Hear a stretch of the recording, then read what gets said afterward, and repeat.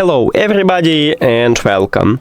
In this video I'm going to show you how to disconnect your speaker JBL Charge 6 from your Android device.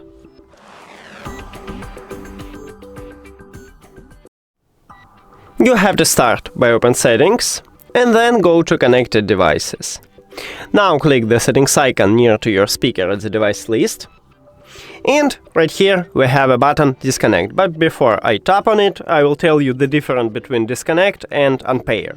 So, Disconnect leaves the device at the device list. So, right here you will have it. But if you unpair it, it removes your device totally from your phone. And now let's tap on it. And we did it. If you want to, you can go back and, as I said previous, you just leave at the device list. That's it. Thank you for watching this video. If you found it helpful, please consider subscribing to the channel and leave a like on the video. See you later.